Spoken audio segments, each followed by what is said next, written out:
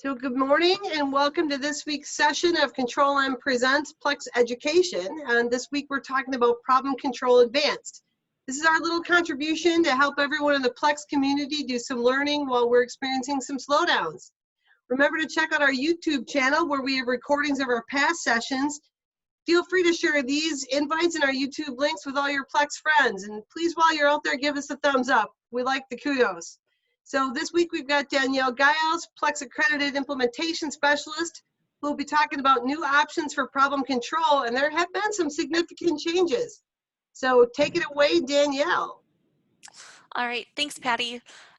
So today I put together this presentation for you to share some knowledge on problem control in UX, which is now called Problem Control Advanced, and to help you have a better understanding of the new design and functionality for the module.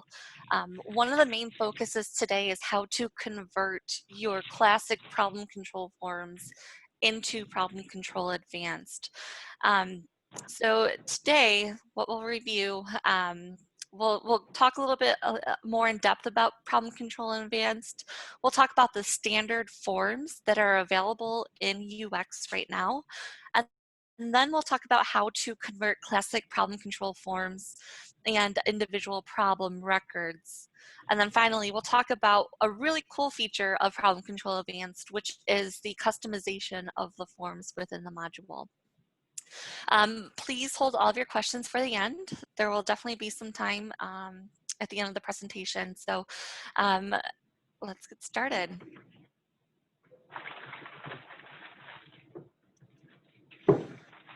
So first things first, Problem Control Advanced. It was deployed earlier this year, and it replaces what was called Problem Control Core. Problem Control Core was straight out of the box with UX if you had a UX subscription. Problem Control Core was really what you see is what you get.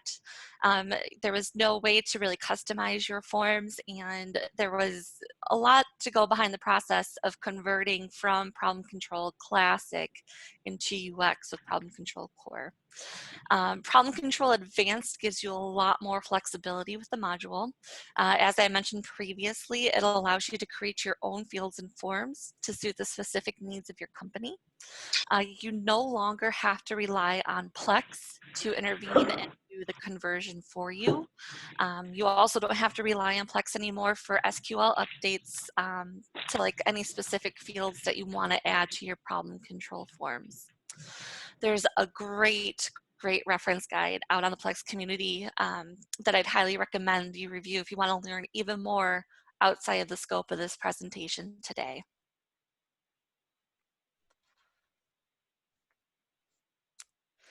So let's talk about the forms that are available for problem control right now.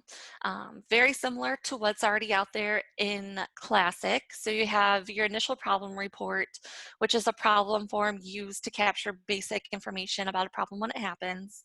And then you have the 8D, which is the 8 disciplines, which is commonly used in the auto industry for in-depth problem solving. After that, there's the 5P, or the 5 principles of problem solving, which is a root cause analysis, which is primarily used by Honda. So again, if you're an auto supplier supplying with Honda or anything like that, 5P is relatively common. Next is the 7-step corrective action, which again is also pretty big in the auto industry. It primarily consists of root causes, decision, and prevention analysis. And then finally, there's a system audit CAR. And this is used to request corrective actions based on audits that go through your company. So if you have the advanced quality module as part of your Plex subscription, you should automatically have these forms readily available to you. If not, reach out to Plex and they'll get those added into your system for you. If you're currently in the process of moving from Classic to UX, you will be able to see the problem control forms that you have in your Classic system in UX. However, you're not able to edit any of those forms in UX at this point until you do the conversion. So they're essentially just view only for you until that conversion process is completed. One other thing about Problem Control Advanced is that notifications and workflow are still available as well.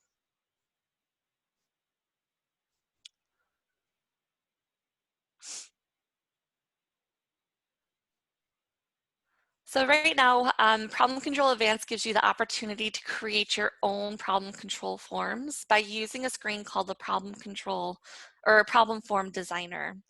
It allows you to add your own security to your problem control forms, allows you to build out your forms basically section by section and field by field.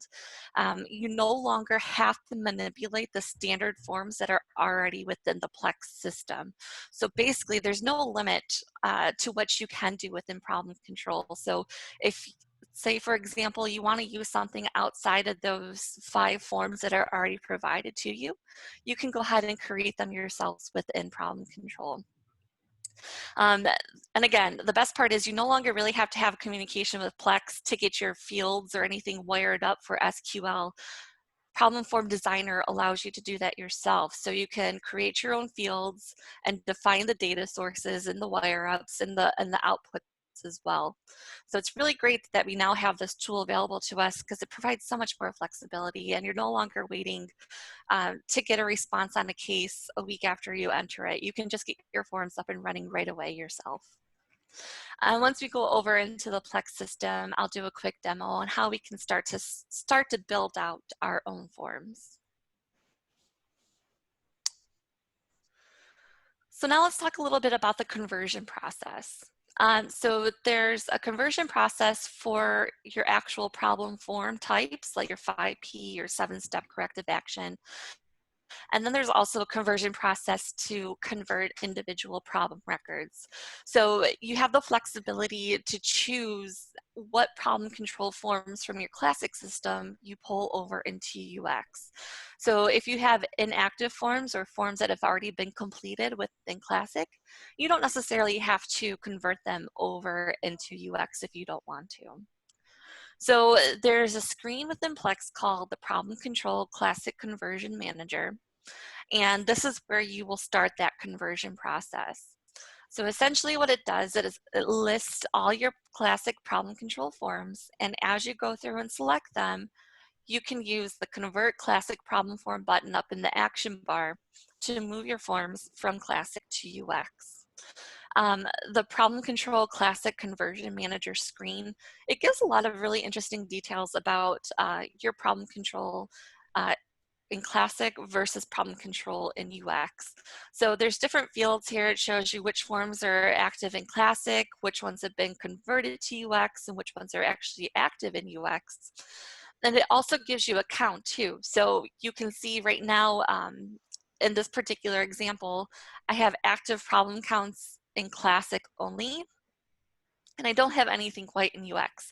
But once I make that conversion, it's going to show me what my tallies are, so I can always kind of have a reference point to see how much of my problem control module has actually been converted. So as you go through this conversion process, you'll be relying heavily on a screen called the conversion log, which is part of the Problem Control Classic Conversion Manager system.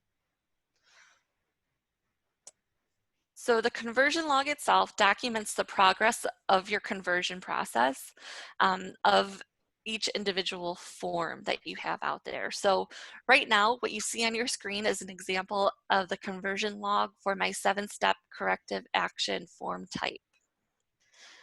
The conversion log ranks your conversion process based on different severities. So there's a severity called info, there's one called warning, and there's one called active or action required.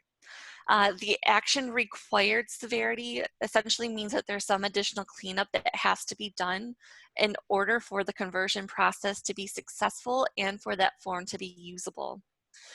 The warning will let you know if there's any issues with the form, but it doesn't really have much of an impact on the form itself as you're using it.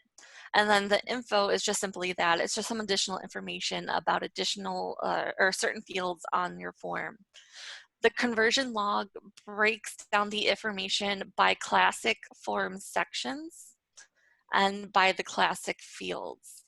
And then you can see the individual data that might potentially be compromised or need some additional help from you in order to get that form working again. So for example, here I have highlighted a severity of action required. And it says that UX does not support field relationships. So as a common practice within problem control in Classic, there tends to be two separate fields for statuses for your form. So there is like a current status, and then there was like something to update a new status, which was always a drop-down menu that you could select. And whatever you selected was then put into that form status field. That no longer happens in Classic, or in UX, I mean. So there's no field relationships. Everything is its own individual field.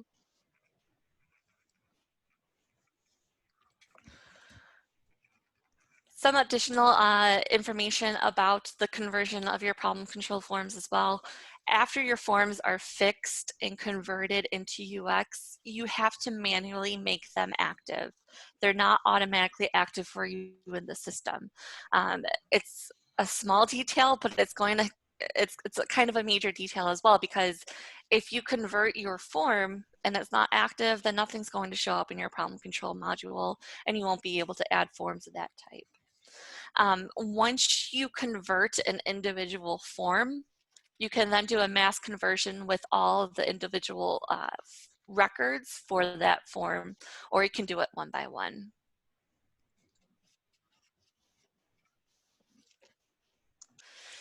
So again, to convert individual problem records or do a mass conversion of your records, you're going to use a screen called the problem mass update. And what you do is you filter based on the form that you've converted, and it will list every single form that was available in Classic for that form type. And using the selections across here, you can select all of them and do a mass update, or you can select one at a time, two at a time, however many you need. After you convert those forms, you might have to do some additional edits to them just to make them readable. But for the most part, after we make those edits, it's usually a one and done deal. So there might be a lot of work up front when converting from Classic to UX for problem control. But once that's all done, you're good to go for the rest of the time using the problem control module. So after you complete the conversion, the forms will be available for you to view and edit within the problem control screen. And once they're available for you to view and edit within problem control and UX, it's recommended that you don't go back to Classic after that. So once you get everything over into UX, there's no need for you to go back to Classic. Any changes that you make to a problem form in Classic will not necessarily apply to UX. So you could be looking at two completely different forms based on the environment that you're using.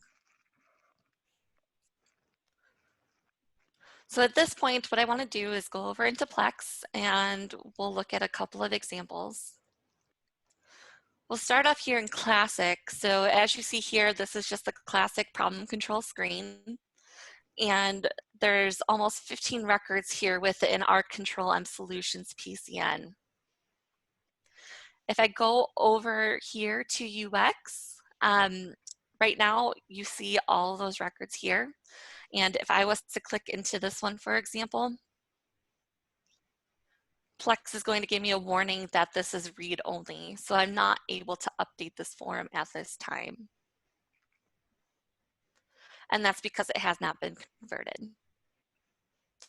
So in order to convert the screen, or to convert the form, we come over here to our Problem Control Classic Conversion Manager. And I'm going to select my 8D form to convert. So I'm simply going to highlight that line and then press Convert Classic Problem Form. This is going to bring up my conversion log, where it's going to show me that the 8D form has been converted over to UX. And again, I get that same sort of action required severity here. And that's again telling me that those field relationships no longer exist. Since I didn't get a red error message up here, my form is good to go. So I'm just going to close out of this now. And it's going to show me that this form has been converted to UX. Again, it's not yet active, so I can't really use it yet in the system. But down here, it's going to show me how many problem forms, like how many sections I have here. It's going to show me my field count. So we see in Classic that this AD originally had 50 fields that I could update or edit, and now it's down to 57. And that goes back to that action required line here in my conversion log. So it's essentially telling me that it took out my current status field. And again, here I have my count of active problem forms for my ADs in Classic and UX, as well as the inactive problem count in Classic and UX. Now, after you make your conversion, there's a couple of different things we could do. We can first either make the form active, we can edit the form, or we can do a mass conversion of every single AD that I have in Classic and pull it into UX. What I'm going to do first is I'm just going to click here in this Edit UX Problem Form, and it's going to show me my AD problem form in UX. It's pulled all the information out of Classic, but you'll see here that there's some issues with the way that this reads. So originally in Classic, this form had a line break here. Now, in order to fix that, I'm just going to highlight the special section here and go to my section drop down and press Edit. And I can remove that line break straight from the name of that field, that section. So there is some minor cleanup that we have to do in order to make the forms look nice.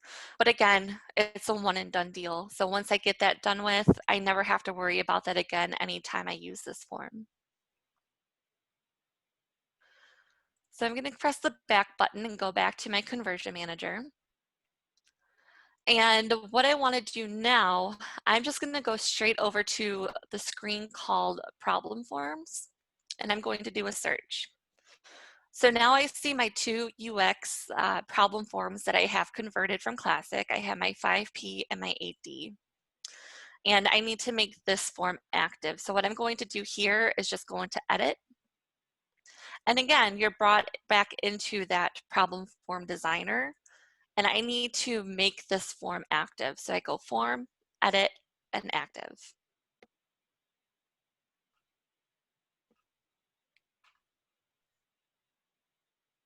So now we see here that these two forms are both active. And again, it gives me a problem count, a field count, and a section count for each of those forms.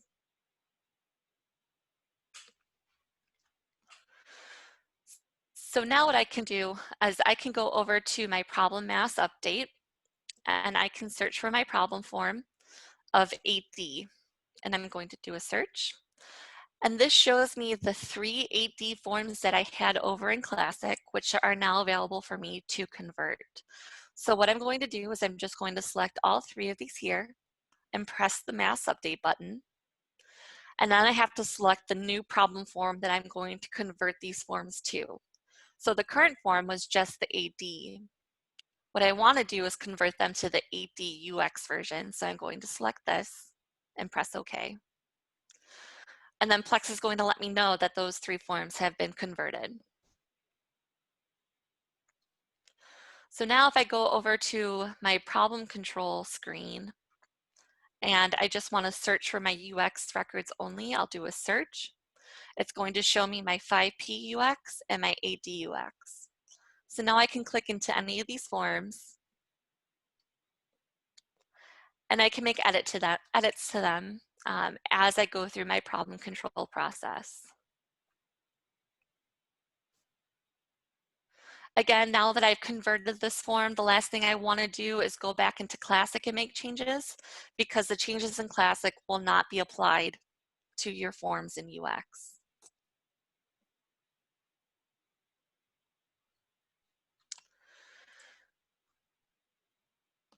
So now if I want, let's say that outside of these 5 forms, maybe I need something for a supplier audit.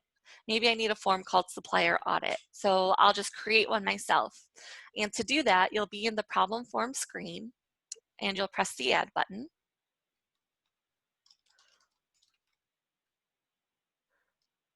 and we'll call this the supplier return information form. And we'll just enter a quick description, supplier return. And here I can start to set my security. We know that if it's going to be a supplier return, the supplier is going to have to be able to access the form. This section printing means that I can print out my form, so I'm going to flag that as well. If needed, I can add some additional rules here to control who from my company has the ability to view this particular form. But for now, I'm just going to press OK. And this is the start of my supplier return form. So I can go through here and I can add different sections and fields. First things first, I'm going to edit this form and I'm going to make it active.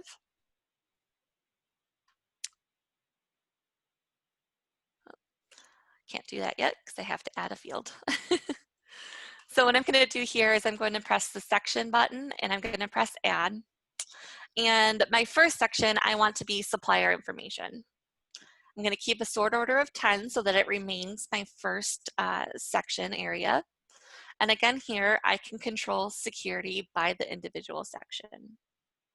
Just going to press OK here. And already you see that that first section has been created. As you can see, there's no fields here. So what I can do is I can select field and press add.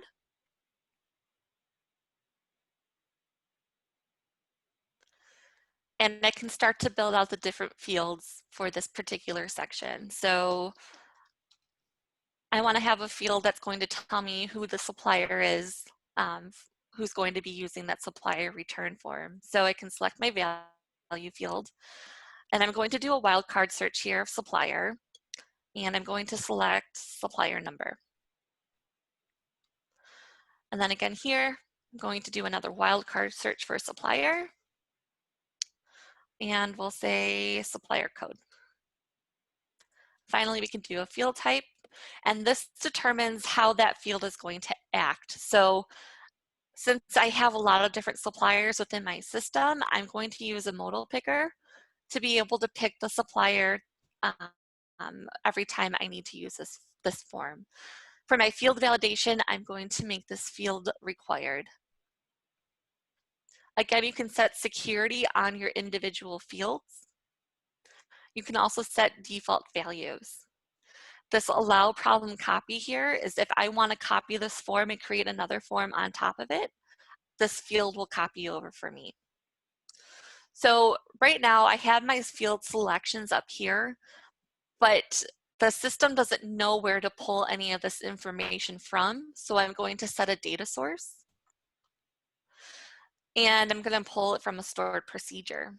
So for my data source, let's do another wildcard here for supplier.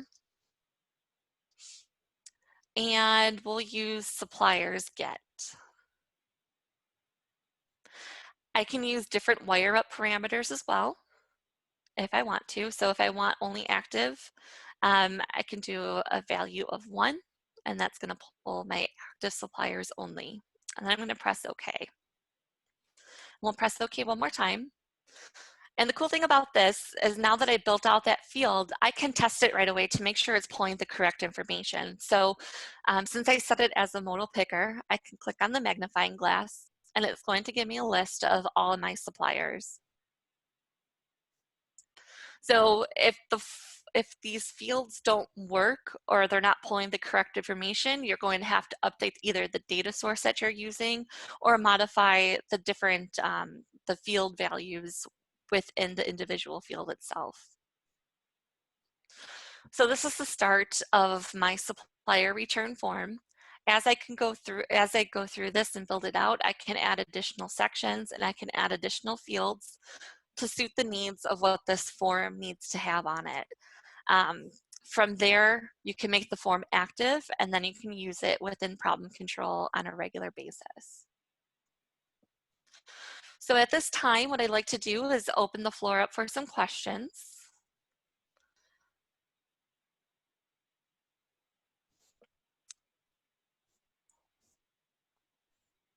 Any questions?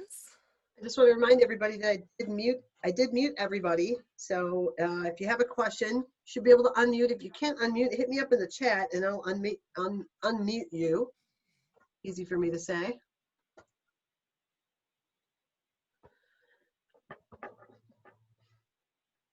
No questions for Danielle? Danielle, you must have done such a great job. Everyone gets it. Hopefully. Well, there you go. If you've got any questions, you can email Danielle. Danielle, would you mind flipping to the next screen? Sure thing. Great. Just want to let everybody know that next week we're going to be talking about the new bomb substitution functionality in Plex. We're going to talk about engineering, planning, and costing, how to set it up, and how to configure it. So hopefully we'll see you then. Until then, stay safe and healthy, and thanks for your time. Go check out our YouTube. Go check out our YouTube offerings and give us a thumbs up. Thanks.